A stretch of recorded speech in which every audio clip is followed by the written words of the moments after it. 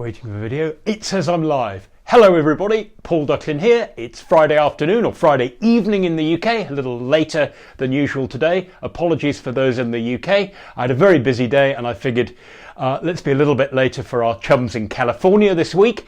It gives them a little bit more time to get ready for the video. Now I know what you're thinking. You're thinking, what on earth has he done? A creature of habit has suddenly appeared in the... I just like this shirt and I thought, you know what, I'm not going to change. So I do have, there we are. That would have been the slogan for today. So let's pretend I'm wearing that. And Karen asked last week, so just so you know, it does say Sophos and has a little, they have various emoticons on the back. I'm going to stick with my...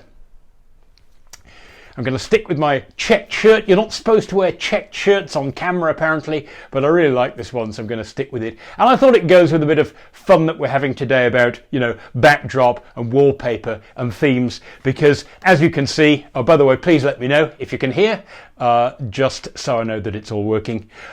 Today's topic: should you worry about your Windows wallpaper? Now, you don't really have to. It was meant to be a little bit light-hearted. The reason I'm all excited about this particular issue is that I spent a couple of days this week doing quite a bit of research, based on something that somebody else found out. So I didn't discover this. I just decided to investigate in order to find out what the entire story was, because I think there'd been a lot of sort of FUD going around online of people panicking about this, when in fact there were just some great lessons to learn from it. So at BoHops, you can follow that. That's a person on Twitter who did this original research, who found this problem looking at Windows theme files. Now, I'm sure you know what Windows themes are. Just in case you don't, you know, they're files that basically collect your fonts, your backdrops, your wallpaper, all of that stuff, and the visual effects that you want, and they decide what your desktop's going to look like. So if you use Windows, I hope you can see that.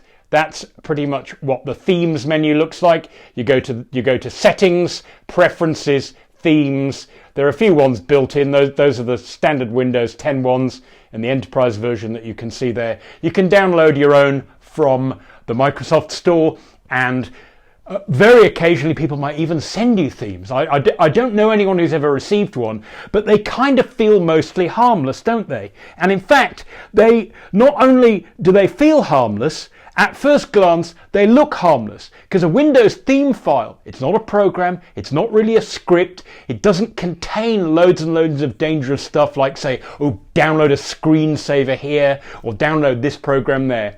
They're actually in good old INI file format. I hope you can see that. So that's a very simple theme that I made, a .theme file, and you can see there the only section you really need is the one you see there that says desktop, and I've set my wallpaper to be a file called justatest.png that I've got on my local device. And so generally the idea is that you specify the files that are going to be used for display in the background while you're working, which is why it's called the theme.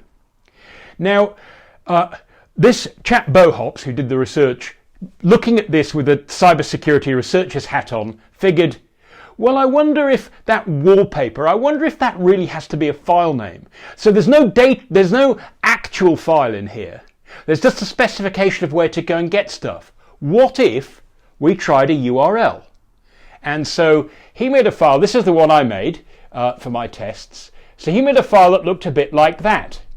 So instead of just having a local file on the C drive, he has https:// that's the test thing I used. It's not the me file, I keep confusing myself, it's themefile.test and then a file name.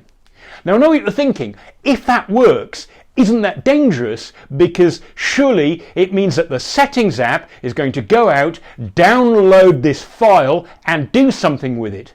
So if I were doing this original research, and I tested this for myself based on what I'd read about BoHops doing, is what if you feed the settings app the wrong sort of file? Is this a way that you can send a theme file that references a dangerous URL like an exe, but you claim it's a PNG file, you feed it to the settings app and bingo, you've just implanted malware with nothing of a by your leave? The good news is that's not what happened.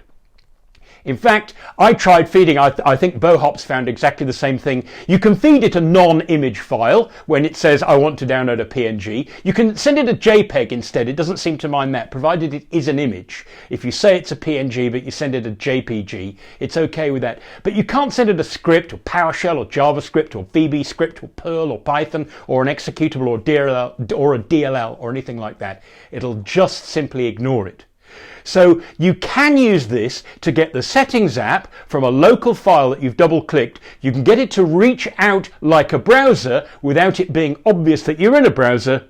What you can't do is feed it stuff that's dangerous without it noticing, as might happen to you if you click a file, you see you're getting the wrong sort. Then the crooks have got a chance to say, oh, no, you don't worry about the fact that they'll give you a plausible excuse. So the settings app isn't deludable in that way. Basically, you feed it an image file, it will use it, otherwise you're safe. So what's the risk? Well, thinking with his security researcher's hat on, Mr. Bohops figured, well, it's reaching out to my web server. It's not a browser doing it, it's the settings app, so it kind of feels like something that's intimate with the inside of Windows. What if I told my web server to require authentication? So you give HTTP error 401, must authenticate. And what that happens if you do that in your browser is instead of having a login page that appears on the website you're visiting, your browser pops up a username and password dialog, and it's pretty obvious that your browser's asking you to log in and it's related to the site you're visiting. What if this happens in the background with the settings app? And what happens, Bohops discovered, is that the settings app asks you to authenticate using the same sort of dialogue as a browser. So you're not in the browser, you're not expecting to be browsing, you're not expecting to be visiting some unexpected website, and the pop-up for the dialogue doesn't say Chrome or Firefox or Internet Explorer or Microsoft Edge. It actually comes up with an authentication dialog that is branded, well, it says Windows Security because that's what it is, but it's branded as coming from the settings app. So this is not the end of the world as tricks go, but it is a way for crooks to phish you. Send you a theme file, you think it's mostly harmless, you open it, it reaches out to a resource on the internet. That resource, that server, is programmed to say, we don't really need the person to authenticate, we'll give them the stuff for free, but we want to force them to do so because the dialogue they get will not come from the browser. It won't look like a normal login. And so this is, if you like, a credential harvesting opportunity, a phishing scheme that crooks could use. It sounds like the end of the world. The good news is that, to be fair to Microsoft and to Windows, because this isn't really a bug, there's not something they can fix. The dialogue is standardized. It's good that it's not different all over. It does come up in the settings app just like it would in, say, Microsoft Edge, even though you're not expecting to browse. And the good news is that the content of that dialogue, because it's controlled by the operating system, can't be managed or manipulated by the person whose website's pulling this trick. So I've zoomed in a little bit there, and you'll see that if you keep your wits about you, it is obvious you're being tricked. Because although this is the settings app talking to you, it is making it abundantly clear that it is the server themefile.test that it wants your username and password, not Windows itself. And you'll see there that I tried my phishing best. I decided, because I get to determine the message that appears. So I put enter Windows credentials to set new theme. And of course, that's a message that on its own would look like it was from Windows. But you'll see that this dialog says that server also is asking you whatever it is that the message you've put in your web server. So the good news is, if you keep your wits about you, might not expect a password dialog. You might think it's related to Windows. It is coming from Windows and the settings app, which feels closer to the heart of Windows than your browser, but it's still pretty clear, if you watch out, that the authentication dialog is not down to Windows itself. So that's the good news. I've finished with my images.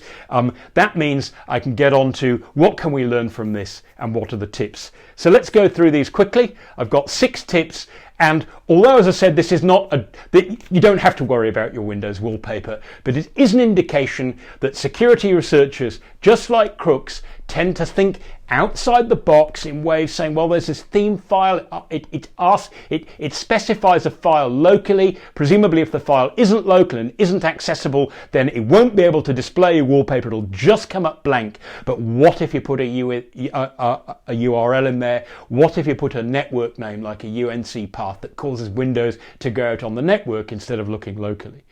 And the answer is you can produce this dialogue. So my 6 tips for dealing with this kind of thing, specifically this problem, because you never know, the crooks, now they've read about this, they might decide to give it a go. Hey, theme files, if everyone thinks they're harmless and opens them up, they could get tricked in this way. So here are the tips. Firstly, should be pretty obvious, read any password dialogue that appears carefully. The information is in the dialog, although it says it's the settings app and it feels like Windows is asking for your password. There's text in there that says the server XYZ is asking you this. The server has this message for you. So Windows is making it abundantly clear that wherever that dialog appears, that's driven not by you not by you being on a website. So the content's not on the website. The content is the website is asking Windows to ask you, and Windows is making it abundantly clear, and all browsers do this as well. They make it clear the browser is asking on behalf of somebody else. So when you see that on behalf of, make sure that you take it seriously, because it tells you where the password is really going. The second thing, this seems obvious, but it is important, is that if there are file types that you don't know well, you don't use a lot, don't just think, oh, well, I've heard that a theme file, it doesn't sound like much of a big deal. I'll open it and see what happens. Because it's tempting, if you know that theme files are text files, it's tempting to double click them to see what's inside them. But unfortunately, double clicking them actually automatically runs the settings app. It takes you into the preferences theme section automatically. I've got a little video on nakedsecurity.sophos.com in the article we published today. It's a serious security article if you're interested in that series, occasional series where we dig into problems like this in depth. So a little video there that shows you exactly how all of this works. So don't open files just to see what they are. If you don't think you need it, then you need to ask yourself, why would somebody send it to me? There probably isn't a genuine reason, and maybe go and have a look to see if this is a new trick on the block. The third thing I would strongly recommend, because it absolutely helps here and with a lot of other tricks of this sort, is don't let Windows delude you about what files you're opening, because all you can see is the icon and the extension has disappeared. Because if you receive, by default on Windows, if you receive a .theme or a .theme pack, that's a collection of themes, if you receive one of those files, it'll show up with an icon that you might not be familiar with, but Windows by default will not show you that it's a .theme file. You might think it's something else. The same is true for executables, text files, PDF files, documents, docx, etc., etc. So my strong recommendation, I have no idea why it is still not the default in Windows. Microsoft doesn't seem set ever to change this, but go to the Windows File Explorer, View menu, and turn on the option that says the words, it says file name extensions. It's in a tab that's show/hide. You want to turn those on, because that way you will see exactly what files are called when you save them to disk, not what Windows want you to think. And the reason that's important is Windows makes its decision about what to do with some types of file, whether to open them and display them or to launch them and run them automatically. It makes its decision on the extension. So if you can't see what the extension is, then Windows is kind of blindsiding you. So don't let yourself have less information than what Windows is giving you. Ian Bauer, where are the subtitles? We've been asked this before. Ian, this is live. So unless I had someone typing them in, the subtitles will come when we upload this to YouTube. Later we also put these videos on YouTube, and then you will get subtitles. This is live, so we're dealing with comments that people are having and questions that come live. So that's the reason there aren't subtitles. We're discussing an article that I published earlier today on Naked Security. If you want to read the article in detail, just go to nakedsecurity.sophos.com. What I always do after finishing these videos is I go back onto Facebook and I add the link so you can find it later. And when we upload to YouTube, for people who don't use Facebook or when they were watching live had problems with buffering, if you go to YouTube, of course, then we'll put the URL there. But if you just head to nakedsecurity.sophos.com and search for serious security, this is an article in that series, and it's quite a long and technically detailed article, and this is just a discussion about it. That's why there aren't subtitles. My fourth tip is that I strongly suggest that you use when you're looking for a security product. Now, I would say this, of course, I work for a security company and we sell products that work in the way that I'm about to describe. That's not why I'm saying it. Our products work like that because we think it's a good idea. Look for something that does web filtering in and out based on content and on URL. Remember that when you're a victim of a phishing attack, it's no good having something that can just keep the bad stuff out. Because when you get phished, the crooks aren't implanting malware, pushing malware into your computer to sit there for later. What they're doing is they're loosening you up and persuading you to let the good stuff out. And it's important to have that bi-directional attitude to security. It's also an issue that when crooks are trying to deliver malware via means of the web, typically what happens for a while, any links they use will not have malware on, or they may not have malware on. That means if you're a security researcher or an early recipient of a spam email, you might check the link, it might all look completely legitimate, and 6 hours later it might start being bad, or it might give different results depending on whether you're in Singapore or Germany or France or Canada or the United States. So being able to prevent stuff going out in the first place, for example, a theme file that links to a site that's known to be up to no good and is trying to trick you out of the password, much better not to go to the site in the first place, because then the whole password treachery won't happen. Karen O'Halloran has got a thumbs up. Hi Karen, I hope if you're watching at the beginning, I showed the shirt I'm not wearing today and I put showed the back because you asked specifically about that last week. Fifth tip, I'm just going to say this and leave it at that. Pick proper passwords. You might as well. Clearly, in this case, if you are phished out of your password where you type it in, then it doesn't matter whether you've got a 2-letter password or a 200-letter password, because you're putting the password in anyway.